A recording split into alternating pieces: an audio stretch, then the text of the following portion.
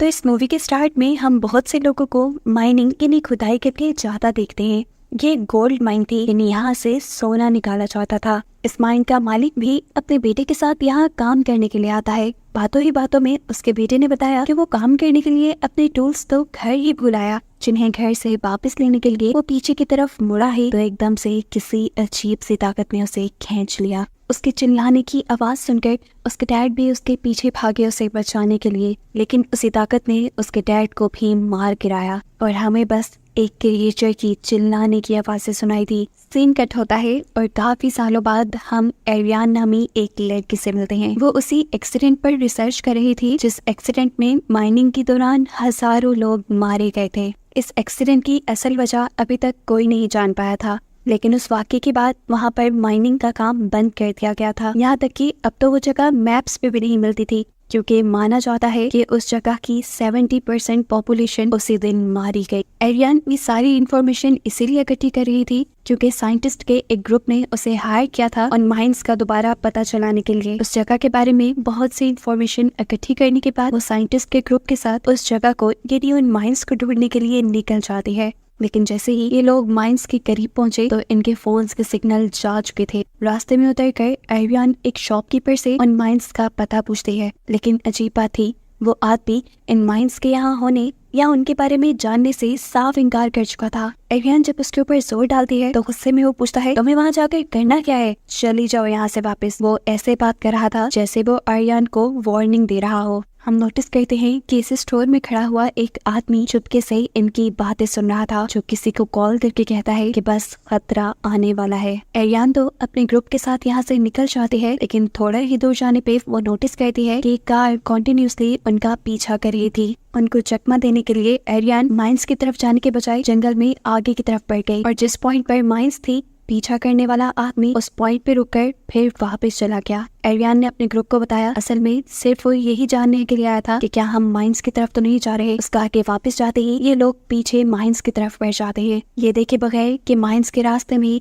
एक बहुत बड़ा डेंजर का बोर्ड लगा हुआ था। फाइनली ये लोग माइंस की एंट्रेंस तक भी पहुंच गए, जिसके गेट में हाई वोल्टेज करंट तोड़ रहा था। यानी यहाँ से गुजरना इतना आसान नहीं था, लेकिन एरियन अपने ग्रुप के लिए यहाँ पर भी एक रास्ता बना लेती है। एक टूटे हुए दरख्त के ऊपर रस्सी डालते हुए ये लोग माइंस के अंदर चले जाते हैं। यहाँ तक पहुँचते हुए इन्हें शाम हो चुकी थी, लेकिन फिर भी साइंटिस्ट यहाँ से कुछ सैंपल्स कलेक्ट करते हैं। बाद में इस जगह पर कैंप लगाते हैं और फिर इस जगह पर मौजूद एक ही दम से सारी हिल्स के गायब होने के पीछे के राज के बारे में बात करने लगे। एक साइंटिस्ट का ख्याल था कि ये जमीन के नीचे टेक्टोनिक प्लेट्स के हिलने की वजह से हुआ होगा, जबकि दूसरे साइंटिस्ट का मानना था कि यहाँ बहुत बड़ा सिंक होल बन गया होगा। लेकिन तीसरे साइंटिस्ट का ख्याल था कि इस सब के पीछे यूएस गवर्नमेंट है, क्योंकि एक मिनट पर रशिया ने जमीन के अंदर सबसे गहरा गड्ढा खोदने की कोशिश की थी। मे बी रशिया का मुकाबला करने के लिए यूएस गवर्नमेंट भी ऐसा ही कुछ करना चाह रही हो, जिस एक्सपेरिमेंट के रिजल्ट्स इतने बुरे निकले होंगे कि उन्हें ये सब बंद करना पड़ा। इसीलिए तो यहाँ की हर इंफॉर्मेशन भी इंटरनेट से मिटा दी गई।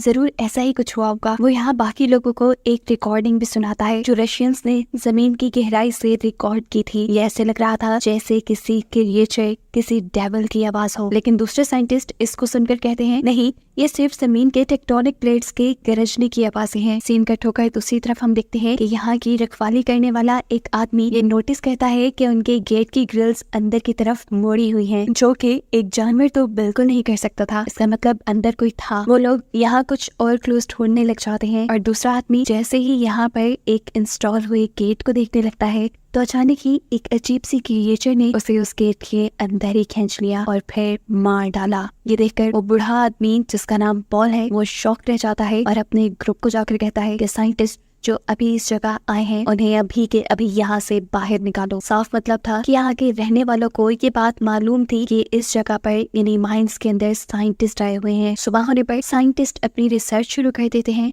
देखने पर उन्हें पता चलता है कि इस जगह पर बहुत सारे मेगाफोन्स और स्टूडियो फॉर्म लगे हुए हैं, जिसमें से मेगाफोन्स बारीक बारीक आवाजें रिकॉर्ड करने, जबकि स्टूडियो फॉर्म साउंड प्रूफिंग के लिए इस्तेमाल होता है। थोड़ा आगे बढ़ने पर उन्हें जमीन के नीचे एक ग्रिल दिखती है, जिसके नीचे से बहुत सा धुआं आ रहा था। इससे पहले कि ये लोग इस धुएं के सैंपल इकट्ठे करते, यहाँ उन्हें वही कार दिखाई देती है जो पिछले दिन उनका पीछा भी कर रही थी। इस कार को देखकर ये सब लोग छुप जाते हैं। और कार के बाहर जाने के बाद ये लोग अपना काम दोबारा स्टार्ट करते हैं। एरियन अब इन सबसे कहती है, आप लोगों को जो भी करना है जल्दी करना होगा, क्योंकि लोकल्स हमारे बारे में जानते हैं कि हम यहाँ हैं, वो किसी भी टाइम हमें पकड़ लेंगे और हमें यहाँ से जाना पड़ेगा। बातों के दौरान ये लोग चल पे रहे थे और फाइनली अब इन्हें एक ऐसा घर दिखाई देता है जो दिखने में भी काफी नया लग रहा था और ऐसा भी लग रहा था कि जैसे यहाँ कोई रहता हो, लेकिन अभी इन्हें यहाँ कोई नजर नहीं आया। ये लोग एक कैमरे के जरिए इस कमरे को रिकॉर्ड करने लग गए थे और तभी यहाँ इन्हें बहुत सी और गैस के सैंपल्स नजर आए। उन्हें लगने लगा कि क्या ये गैस ही तो यहाँ पर मौजूद माइंस और गांव के गायब होने की वजह तो नहीं। एरियन आगे जाकर अब इस घर का पिछला दरवाजा खोलती है तो ये लोग फाइनली माइनिंग एरिया की तरफ पहुंच चुके थे। इसे देखकर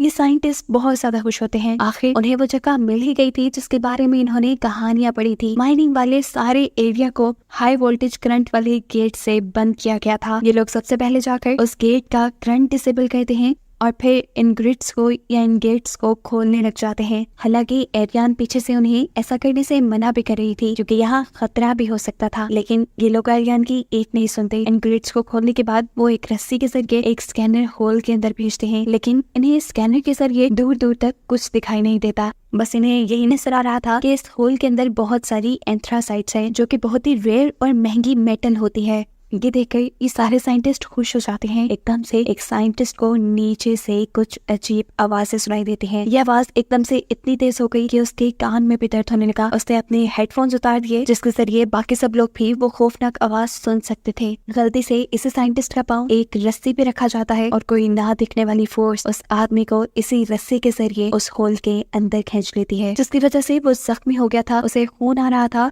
और अब होल के अंदर से वो जोर जोर से मदद के लिए चिल्ला रहा था। ये सुनकर एरियन और उसका एक साथी जेमी एक रस्सी के जरिए उस होल के अंदर जाते हैं। यहाँ बहुत अंधेरा था और इसी अंधेरे में आर्यन किसी चीज के चलने का शैडो दिखती है। यहाँ इस होल में से बहुत सी अजीबोगरीब गैसेस भी निकल रही थी जो इन्हें नुकसान पहुंचा सकती थी, उन्हें हेलुसिनेट करके बेहोश कर सकती थी। इन्हें जल्द से जल्द यहाँ से वापस जाना था, लेकिन एरियन का साथी उसे कहता है कि मैं अपने दूसरे साथी को लिए बगैर यहाँ से बाहर नहीं निकलूंगा। इतनी देर में ऊपर की तरफ यहाँ का लोकल आदमी आ जाता है जिसके हाथ में गन थी और वो ये देखकर इन लोगों पर गुस्सा हो रहा था कि उन लोगों ने ये ग्रिड्स खोल दी। वो जल्दी से अब उन रस्सियों को काटने लगा जो कि उस हॉल के अंदर गई हुई थी। वो ये नहीं जानता था कि इन्हीं रस्सियों के जरिए दो इंसान यानी एरियन और उसका साथी जिमी अंदर गए हुए हैं। एक रोक के करते ही नीचे ये दोनों डर जाते हैं और जल्दी से एक ही रस्सी के जरिए वापस ऊपर आते हैं। इनके पास अब अपनी मदद को बुलाने के लिए भी कोई नहीं था। ऊपर से ये लोकल आदमी जो लगातार इनके ऊपर गुस्सा किया जा रहा था और जल्द ही इन्हें यहाँ से निकलने को कह रहा था। इसे चुप करवाने के लिए इनमें से एक आदमी उसके ऊपर उसी की गन से हमला करते हुए उसे बेहोश कर देता है और ना चाहते हुए भी ये लोग इसी आदमी की कार लेकर यहाँ से निकल जाते हैं क्योंकि यहाँ पर सिग्नल भी नहीं आ रहे थे और ये लोग किसी को मदद के लिए बुला भी नहीं सकते थे। अपने साथी को भी इन्होंने होल के अंदर ही छोड़ दिया, ये फैसला करते हुए कि इन दोनों को बचाने के लिए ये लोग वापस आ जाएंगे। इसी आदमी की कार के जरिए ये लोग जंगल के रास्तों से होते हुए बहुत ही तेजी से जंगल से बाहर निकलने की कोशिश में थे, लेकिन अचानक ही इनकी कार एक झटके से रुकी और इन्हें मालूम हुआ कि इनकी कार का टायर बर्स्ट हो चुका था। ऐसे ही ना चाहते हुए भी इन्हें पैदल ही अपना सफर शुरू करना पड़ता है। ये लोग जल्द ही किसी शहर या गांव तक पहुंचना चाहते थे, लेकिन जंगल से निकलने से पहले ही इन्हें अजीबोगरीब आवाजें सुनाई देना शुरू हो जाती हैं। दूसरी तरफ वो लोकल आदमी जिसे ये लोग माइंस के पास ही बेहोश छोड़ाए थे, उसे भी होश आया। वो एक रेडियो के जरिए अपने साथियों को ये बताता है कि साइंटिस्ट ने यहाँ के ग्रिड्स खोल दी हैं और अब यहाँ खतरा है। इससे पहले कि वो कुछ और डिटेल्स उसे बताता, एकदम से एक मिस्टीरियस सी क्रिएचर आकर उसे हमला करके मार देती है। मरने से पहले यह आदमी बस एक इमरजेंसी अलार्म ही बचा पाया था, जिससे सभी लोगों को अब यहाँ पर आए खतरे के बारे में पता चल जाता। यहाँ एरियन का ग्रुप जो तेजी से जंगल से निकलकर किसी भी गाँव किसी भी टाउन तक पहुँचने की कोशिश में था, उन्हें जंगल में से ही एक अजीब सी आवाज सुनाई देती है। ये अजीब आवाज बिल्कुल ऐसी ही थी जैसी पिछली रात साइंटिस्ट ने उन्हें रिकॉर्डिंग में सुनाई थी। डर कर ये लोग अपनी फ्लैश लाइट्स भी ऑफ कर देते हैं और एरियन नाइट विजन के जरिए यहाँ पर चीजें देखना शुरू करती है और एकदम से उसके सामने आ जाता है एक बहुत ही अजीब सा मॉन्स्टर, जिससे बचने के लिए ये लोग भागने लगे। लेकिन अफसोस की बात ये थी कि ये मॉन्स्टर उनके एक साथी के ऊपर हमला कर चुका था। वो एरियन के भी बहुत करीब था और एरियन को भी पकड़ने ही वाला था, लेकिन वो उसे धक्का देते हुए अपने से दूर करती है और तेजी से भागना शुरू कर देती है और भागते हुए अपने बाकी साथियों तक पहुंच जाती है जो इस टाइम रोड के पास भी पहुंच चुके थे। ये लोग यहाँ एक ट्रक को भी रोक चुके थे जिसके पीछे ये तीनों चढ़ जाते हैं। एरियन के साथ ही चढ़ने के बाद भी गोलियां चलाती है ताकि वो मॉन्स्टर डर कर इन तक ना पहुंच पाए। थोड़ी देर में अब ये लोग पास के एक टाउन में भी पहुंच चुके थे, जहाँ जाकर इन्होंने नोटिस किया कि यहाँ के लोकल्स किसी इमरजेंसी सिचुएशन के लिए अपने आप को तैयार कर रहे हैं। शेल्बी इन्हें भी एक सेफ घर में लेकर जाती है, जहाँ जाकर इन्हें मालूम होता है कि शेल्बी को पहले से ही इन मॉन्स्टर्स के बारे में पता था और उसने इन मॉन्स्टर्स के बारे में पहले से ही बहुत सी इन्फॉर्मेशन इकट्ठी की हुई थी। उनकी इन्हीं बातों के दौरान यहाँ पॉल भी आ जाता है, वो जिसे पहले भी हमने माइंस के पास देखा था। वो इन सबसे कहता है कि मैंने अपनी पूरी लाइफ, अपना पूरा बिजनेस यहाँ पे रहने वाले लोगों के लिए कुर्बान कर दिया और माइंस की हिफाजत करने में कुर्बान कर दिया ताकि तुम जैसा कोई आकर यहाँ पर लोगों के लिए मुसीबत ना फैला दे, लेकिन फिर भी तुमने वही किया। इन्हीं बातों के दौरान पॉल को एक मैसेज मिलता है जिसमें उसे बताया जा रहा था कि अब उस होल में से बहुत से क्रिएचर्स बाहर निकलने लगी हैं और अब पॉल को उस होल को बंद करना है ताकि उन क्रिएचर्स को रोका जा सके। एकदम से इन्हें अपने करीब से भी क्रिएचर की आवाज आती है। ये समझ गए थे कि क्रिएचर वहां से निकल गई, यहाँ टाउन तक भी पहुंच गई। उससे बचने के लिए ये सब के सब एक ट्रक के पीछे छुप जाते हैं। रेडियो के जरिए इन्हें मैसेज मिलता है किसी और सेफ हाउस तक जाने का, क्योंकि यहाँ तक तो बहुत से मॉन्स्टर्स आ चुके थे और इन लोगों की जानों को खतरा था। सबसे करीब भी जो सेफ हाउस था वो पहाड़ी के ऊपर था। ट्रक ड्राइवर जो इन सब की मदद करके इन्हें यहाँ तक लेकर आया था वो काफी बूढ़ा था। वो जानता था कि वो इतनी जल्दी भागकर पहाड़ी पर नहीं चढ़ सकता, इसीलिए वो अपने आप को वॉलंटियर करने का फैसला करता है। वो सबको यहाँ से भाग जाने को कहता है और खुद मॉन्स्टर्स को डिस्ट्रैक्ट करने के लिए यहीं खड़ा रह जाता है। यहाँ इन लोगों के हाथ से वो एक अजीब सी बॉम्ब नुमा चीज भी ले लेता है और क्रिएचर्स के पास जाकर उसे ब्लास्ट कर देता है, जिसकी वजह से सभी क्रिएचर्स के साथ साथ वो भी जलकर मारा गया था। दूसरी तरफ ये पूरा ग्रुप भी अब दूसरे सेफ हाउस में पहुंच चुका था। एरियन की साथी ने उन्हें बताया था कि इन्हें अब बिल्कुल खामोश रहना है, जिससे मॉन्स्टर इनका पता नहीं चला पाएंगे। ये सब तो बहुत खामोश रहने की कोशिश कर रहे थे, लेकिन एकदम से उनकी रेडियो से निकलने वाली आवाज इस क्रिएचर को अट्रैक्ट कर देती है, जो क्रिएचर इनके इस सेफ हाउस के बाहर ही थी, जो भी अब इस घर के अंदर आ गई। और ये लोग इस क्रिएचर से बचने के लिए एक दूसरे रूम में चले गए। जिसके बाद ये मॉन्स्टर को डिस्ट्रैक्ट करने के लिए दूसरी तरफ एक प्लेट फेंकते हैं और फिर खुद पीछे के कमरे में जाकर दरवाजा बंद कर लेते हैं। लेकिन यहाँ मॉन्स्टर भी इन्हें सेंस कर चुका था। वो एक ही पंच मारते हुए ये दरवाजा तोड़ देता है और दूसरा पंच वो मारता है जिमी को। जिमी जोर से जमीन पे गिरता है। उसके फ्लोर पे गिरने की वजह से नीचे फ्लोर टूट चुका था और ऐसे इन्हें यहाँ एक सीक्रेट टनल दिखाई दी। ये लोग अपनी जान बचाने के लिए तेजी से इसके अंदर चले और भागते हुए इसी टनल के जरिए वो एक गार में पहुंचे। अपने पीछे ये मॉन्स्टर्स की आवाजें सुन पा रहे थे, इसीलिए एरियन के साथ ही इनसे कहती है, मैं क्रिएचर को डिस्ट्रैक्ट करने के लिए यहाँ से रुकती हूँ, आप सब भागते रहे। भागते हुए फाइनली इन तीनों को यहाँ से निकलने का रास्ता मिल जाता है, जिसके ऊपर फेंस लगी हुई थी, जिसे ये लोग तोड़कर बाहर आ गए। लेकिन अब इनके सामने और भी बहुत सारे मॉन्स्टर्स थे, जिनको मारने के लिए यहाँ पर एरियन का दूसरा साथी एक ग्रेनेड निकाल लेता है। इससे पहले कि वो यहाँ पर ग्रेनेड ब्लास्ट करता, मॉन्स्टर ने उसे पकड़ लिया। उसके हाथ में पकड़ा हुआ ग्रेनेड भी फिर ब्लास्ट हो गया, जिससे मॉन्स्टर्स के साथ साथ वो खुद भी मारा गया। अब एरियन और उसका एक ही साथी बचा था। इनके पास कोई और चॉइस नहीं थी सिवाय इसके कि ये लोग भागते रहे। तेजी से भागते हुए इन्हें अचानक से अपनी स्पीड कम करनी पड़ी, क्योंकि आगे रास्ता बहुत तंग था। एरियन आगे बढ़ती जा रही थी, लेकिन उसके दूसरे साथी से यहाँ से चला नहीं जा रहा था। उसे बहुत ज्यादा एक्सॉशन हो रही थी, सांस लेने में मसला आ रहा था, तबीयत बिगड़ रही थी, साथ ही साथ उसे गम भी था, क्योंकि ऐसे लग रहा था कि ये जो कुछ भी हो रहा है उसकी वजह से ही हो रहा है। और ये सच भी था। वो यहाँ दुख में एरियन को सब कन्फेस कर देता है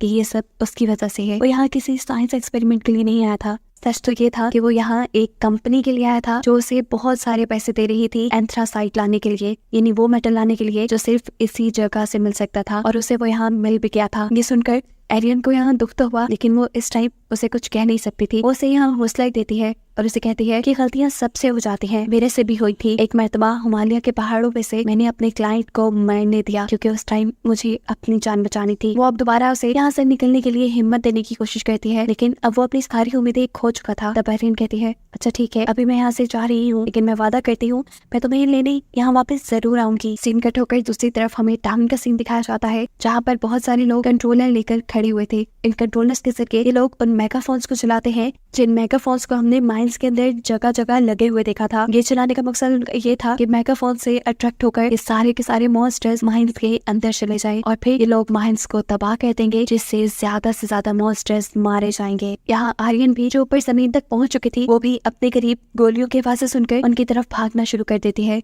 क्योंकि वो जानती थी कि वहाँ पर इंसान होंगे, लेकिन इतने में ही उसका सामना हो गया एक मॉन्स्टर से। मॉन्स्टर उसे देख नहीं पाया था, इसलिए वो बिना शोर किए यहाँ गन के अंदर ही छुप गई। और जब उसे लगा कि वो क्रिएचर यहाँ से जा चुका है, तो वो उस गन के ढेर से बाहर आ गई, ये जाने बगैर कि मॉन्स्टर अभी उसके पीछे ही था, जिसने उसके ऊपर हमला करके उसे बेहोश कर दिया। उसे जब होश आया तो वो एक केव के अंदर थी। उसके पास उसकी मरी हुई साथी भी लेटी थी यहाँ, और उनके सामने एक बहुत बड़ा सा मॉन्स्टर भी था। एरियन जब हिलने की कोशिश करती है तो एकदम से पैनिक हो जाती है, क्योंकि अब वो हिल नहीं पा रही थी और वो समझ चुकी थी कि वो पैरालाइज हो गई। वो तेजी से इधर उधर हिलने की कोशिश कर रही थी और उसकी हिलजुल ने यहाँ मॉन्स्टर को गुस्से में डाल दिया। मॉन्स्टर चिल्लाई तो उसकी आवाज से सुनकर एरियन एक और मरतबा बेहोश हो गई। दोबारा उसे होश आया तो वो अपने बाकी दोनों साथियों के पास थी, जो दोनों हैरानकुन तौर पर बिल्कुल सही सलामत उससे बात कर पा रहे थे। उनमें से एक एरियन को एक ग्रेनेड देने की कोशिश करता है, जबकि दूसरा साथी एरियन को बताता है कि ये सारे मॉन्स्टर्स एक स्पीशीज है, पूरी एक कॉलोनी है यहाँ इन मॉन्स्टर्स की, जो बिल्कुल आर्ट्स की तरह रहते हैं। उनकी इन्हीं बातों के दौरान एकदम से एक बहुत बड़ी सी क्रिएचर आती है और एरियन के एक साथी को उठाकर अपनी मॉन्स्टर क्वीन को खिला देती है, जिसके बड़े बड़े दांतों ने एक सेकंड नहीं लगाया था उसको निकलने में। जिस टाइम क्रिएचर सब कर रही थी, एरियन ने आगे बढ़कर यहाँ से ग्रेनेड उठाने की कोशिश की, लेकिन इस चक्कर में क्रिएचर ने उसे भी पकड़ लिया ताकि वो उसे खा पाए। लेकिन इससे पहले कि वो एरियन को अपना खाना बना लेती, यहाँ उसका दूसरा साथी अपने फोन पे अलार्म चला देता है, जिसकी वजह से मॉन्स्टर का ध्यान भटक जाता है और ऐसे मौका पाते ही एरियन उस मॉन्स्टर को इनके मुंह में ग्रेनेड फेंक देते हैं, जिसके चलते एक ही सेकंड में ये मॉन्स्टर क्वीन मारी गई और ऐसे एरियन और उसके साथी की जान बच गई। ये दोनों तेजी से यहाँ से निकल के भागे, जबकि अब बाकी मॉन्स्टर्स इनके पीछे थे। फाइनली इन्हें अब यहाँ पर एक रस्सी भी दिखी, जिसके ऊपर चढ़कर एरियन तो जमीन के ऊपर वापस आ गई, लेकिन उसका साथी नहीं। वो बहुत ही आहिस्ता आहिस्ता इस रस्सी के ऊपर चढ़ा था और ऐसे ही एक मॉन्स्टर भी उस रस्सी के ऊपर चढ़ जाता है, जिससे बचने के लिए ये आदमी उस मॉन्स्टर को ही स्टैप करके मार चुका था।